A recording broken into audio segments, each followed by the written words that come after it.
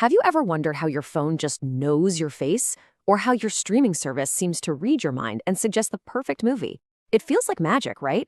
Well, it's actually this incredible technology called artificial intelligence. And today, we're going to break it all down for you. How AI really learns without any of the confusing math or code. Okay, so let's jump right into the big one. When you hear AI, it's so easy to picture a machine that thinks and feels just like we do, straight out of a sci-fi movie. But is that what's really happening behind the scenes? Does AI actually think?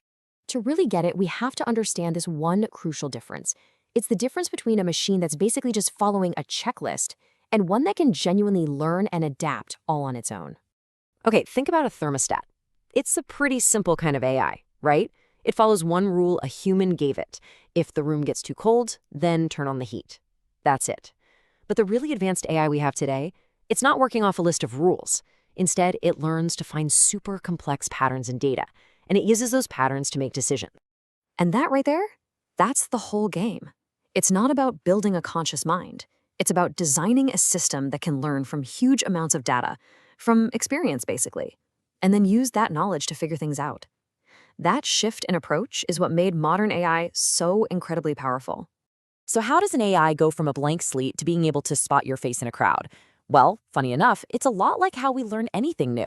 It's all about trial and error, making a bunch of mistakes, and most importantly, learning from every single one. Let's take a perfect everyday example, your spam filter. This is a classic case of something called supervised learning, and that's just a fancy term for us acting as the teacher, showing the AI a ton of examples with all the right answers. So here's the process. First, we feed the AI thousands, maybe millions of emails that we've already labeled spam or not spam. Then we give it a new email and say, okay, what do you think this one is? If it's right, great. But if it's wrong, we tell it the correct answer, and it takes that feedback and actually adjusts its own internal logic so it can make a better guess next time. And I want you to really get the scale of this. We're not talking about doing this a few dozen times. We're talking about millions, sometimes billions of cycles. With every single attempt, the AI gets just a tiny bit smarter. And that's where it has a huge advantage over us. It has a nearly infinite patience for practice, on a scale no human could ever match. Now, here's where it gets really wild. Through this relentless process of trial and error, an AI can develop skills that actually go beyond what its human creators ever programmed it to do. An AI pioneer named Arthur Samuel saw this coming way back in 1959. He said a computer could learn to play a better game of checkers than the very person who wrote its program. And he was right. Okay, so we know that an AI learns from its mistakes. But what is actually going on inside the machine when it tweaks its internal logic? How does it actually do that? To really understand this, we need to look at a structure that's actually inspired by the most incredible learning machine we know of, our own brain. It's called a neural network, and you can really just think of it like a digital brain. It's made up of all these interconnected digital neurons. And as information passes through this web, the network learns by making the connections between those neurons stronger or weaker, kind of like our own brains do.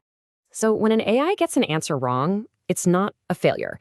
It's actually really valuable feedback. That mistake sends a signal all the way back through the network, telling it which connections led to the wrong answer. So it literally rewires itself. It weakens those unhelpful connections and strengthens others. That's how it actually gets smarter. Now, this whole idea of a digital brain constantly rewiring itself might sound like pretty futuristic stuff, but I promise you, you are already seeing the results of these neural networks every single day. So where is all this powerful learning actually showing up in your life? Well, let's take a look. It's right there in your inbox, catching spam. It's on your TV, recommending your next binge watch. It's on your phone, finding your friends' faces to tag in photos. It's even in your map app, predicting traffic jams to get you home faster. This stuff is all around us, usually working so well we don't even notice it. And here's what's so amazing. The exact same learning process that keeps junk out of your inbox can be scaled up to do incredible things, like predict complex weather patterns, translate languages in real time, or even help doctors spot diseases earlier. It's all built on this one core idea, learning from data. So you see, AI isn't some magic box that just thinks. It's an incredibly powerful tool that learns, step by step, from the examples we provide. And that leaves us with a really important question to think about.